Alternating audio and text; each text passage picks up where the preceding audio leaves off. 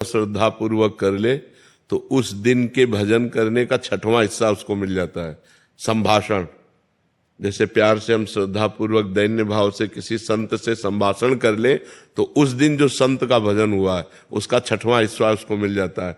फिर कहें उनका चरणोदक उतारें, उनकी आरती करें, उनको बैठाल के भोजन पवावें और मृदु भाषण से उनकी स्तुति करें, तब तो क्या कहना है इसे।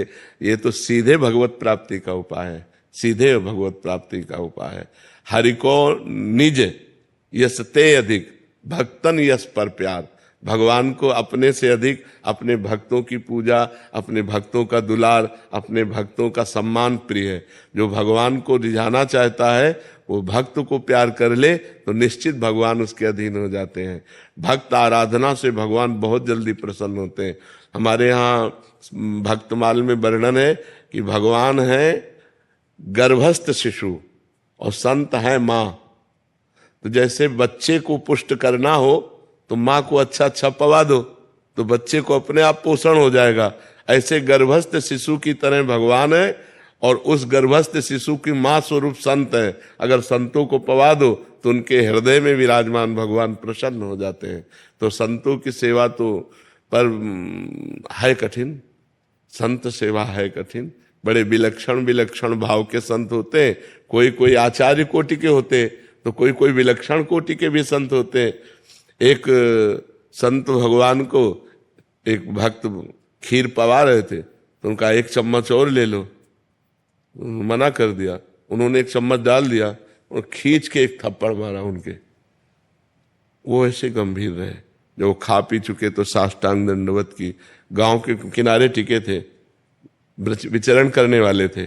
दूसरे दिन फिर गए और साष्टांग दंडवत की। कहा महाराज जी घर पधारो। उनका कल तुम्हें एक थप्पड़ मारा था, बुरा नहीं लगा? बोले महाराज जी ये तो आपका कृपा प्रसाद था। बोले तुम्हारी संत सेवा सफल हुई। तो इतनी क्षमता हो, नहीं तो फिर ये आ जाए ना हम 1 चम्मच खीर ही तो और ज्यादा डाला था, कोई जहर थोड़ी डाला था, तो थप्पड़ क्यों मार दिया। संत से गर्मी दिखा दे, लेकिन नहीं, दास भाव से। अलग अलग संतों का स्वभाव होता है। अगर हम संत सेवा कर ले गए तो भगवान अधीन हो जाएंगे, पक्का समझो। श्री हरिपाल जी नाम के एक महाभागवत हुए हैं। उनके गुरुजी ने जब उन्होंने प्रश्न किया कि मुझे भगवान का साक्षात्कार गृहस्थी में रहते हुए कैसे हो जाएगा, तो उन्होंने कहा कि अगर भक्तों की सेवा बन जाए, संतों की रोज सेवा हो, तो एक दिन भगवान स्वयं मिलने आ जाएंगे। तो उन्होंने अपने गुरु वचनों का पालन किया, संत सेवा प्रारंभ कर दी। तो संतों को श्रद्धा और भाव चाहिए। तो अब जहां किसी संत की सेवा होती तो वो संतों से कहता यार कभी उधर जाना तो हरिपाल जी के यहाँ जरूर जाना, बहुत सुंदर संत सेवा करते हैं, बड़े सुंदर भगत हैं वो। अब वहां संतों की मंडलियां आने लगी। अर्थ सीमित था, धीरे धीरे सब संत सेवा में। यहां तक हालत हो गई कि अब संत आए तो अब उनका भोजन प्रसाद कैसे हो। तो उन्होंने विचार किया कि अब मैं चोरी करूंगा। जंगल का रास्ता था तो खड़े हो जाते और जो निकलता तो मारते नहीं थे, पर दूर से भाला दे। अगर कंठी तिलक है तो नहीं, और रामकृष्ण बोल दिया तो नहीं, अरे राम, तो फिर नहीं, फिर जाओ, फिर चोरी। वो जो रामकृष्ण न बोले और जिसके कंठी तिलक न हो, और विचार किया कि उसका भी मंगल हो जाएगा। तो ₹1, ₹2, ₹4 जो मिलता उससे जाके अन्न लाते और संत को पवाते। अब ये धीरे धीरे प्रचार प्रसार हो गया कि अगर राम बोल दे, अगर गले में कंठी हो तो इधर चोरी नहीं होगी, नहीं तो चोर सब चुरा लेते हैं। तो अब वो जो निकले उस रास्ते से तो राम ही राम कहते निकले। अब चोरी वाला भी काम खत्म। अब संत वहां, तो एक दिन वो बहुत अंदर से विचार किए कि क्या करूं। गांव के बाहर बैठे, अब जो निकले वहां से राम राम राम, क्योंकि पता है इस गली में चोर लगते। तो अब वो बैठे विचार, अगर आज मुझे कुछ ना मिला, हमारे संत भगवान भूखे चले जाएंगे तो हमारा वर्षों का नियम टूट जाएगा। भगवान का चिंतन कर रहे थे।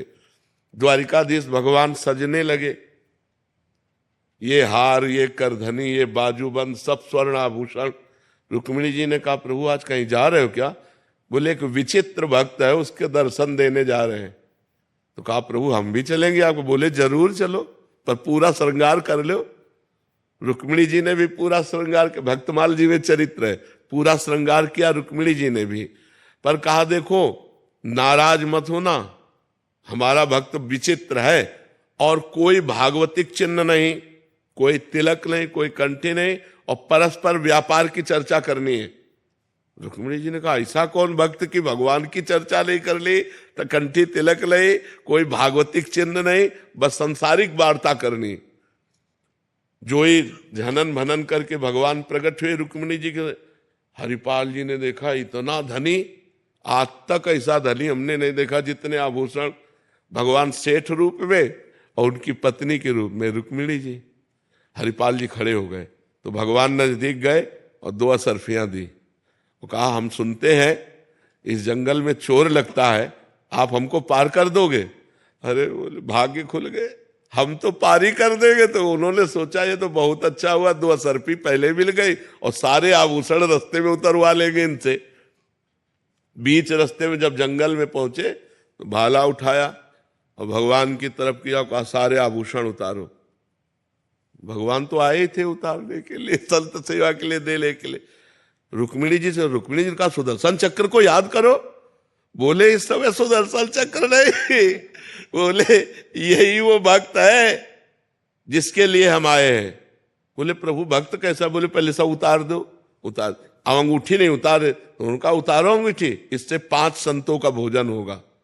तो भगवान ने कहा समझती हो, अपना सर्वस्व संतों को लुटा करके, और जो धर्म विमुख जन है उनका धन लेकर संतों की सेवा में लगाते थे। तो अब जब ये बातें होने लगी तो हरिपाल जी चौंक गए। तो उनका तुम चिंता मत करो, तुम जिसको इष्ट मानते हो वही मैं तुम्हारा इष्ट हूं। भगवान ने अपने स्वरूप का साक्षात्कार कराया और कहा यह आभूषण ले जाओ, कुल परंपरागत लक्ष्मी बढ़ती रहेगी, अब घटेगी नहीं, खूब संत सेवा करो। तो गृहस्थी में यदि संत सेवा हो जाए तो भगवान चलकर आकर दर्शन देंगे किसी न किसी रूप में, इसमें कोई संशय नहीं। पर है कठिन, है कठिन। इसलिए कठिन है कि अलग अलग भावों के संत हैं, अलग अलग उनका स्वरूप व्यवहार है। अगर हम क्षमा करते रहें उनके व्यवहार को और उनकी भगवत भाव से सेवा करें तो संत सेवा मात्र से भगवत प्राप्ति निश्चित, इसमें कोई संशय नहीं है। अजहू सोच विचार के गई भक्तन पद ओट, हरि कृपाल सब पाछली क्षमिहे तेरी खोट। आज जो हम संत बने बैठे हैं इसमें संतों की ही कृपा है। हमारे घर में संत जन जाते रहते थे, उनकी जूठन मिलती थी, उनका चरणामृत मिलता था। तो संतों की कृपा हो जाए तो संत बना दे, तो संत के वेश में इस मार्ग में चल पड़े। संतों का चरणामृत तो संतों की जूठन से ही ये शरीर भगवत मार्ग में बचपन से चला है। क्योंकि बचपन में संत घर जाते थे तो उनका जूठन खाने को मिलता, उनका चरणामृत मिलता, उनका वचनामृत मिलता। तो यही निश्चय हो गया कि जीवन में सत्य विषय एकमात्र भगवान है, भगवान को प्राप्त कर लेना ही जीवन का परम लाभ है। निकल पड़ी यात्रा। 13 वर्ष की अवस्था से इस मार्ग में भगवान ने स्वीकार कर लिया। संत कृपा से ही आज तक किसी का भी मंगल हुआ है तो संत कृपा से हुआ। मत कीरति गति भूति भलाई, जब जे जतन जहां जे पाई, सो जानो सतसंग प्रभाऊ, लोकहु वेदना आनु पाऊ। किसी की गति मति अगर उन्नति हुई है, भागवतिक परमार्थिक लौकिक भी, तो संत कृपा से हुई है। इसलिए बड़ा भाग्यशाली है वो व्यक्ति जो संतों को देखते ही झुक जाए कि हमारे भगवान के जन हैं, और कोशिश करें कि हमारे घर तक पधारे और हमारे यहाँ प्रसाद पाएं, हम इनकी चरण सेवा करें। हमारे भाव सच्चे हैं तो हमें कोई ठग नहीं सकता। भगवान वो व्यवस्था कृपा शक्ति से करते हैं कि उसके पास वही जाएगा जो सच्चा संत होगा। क्योंकि भाव है ना आपका, तो सर्वांतर्यामी भगवान वो भाव जानते हैं। दंभी पाखंडी मिलाएंगे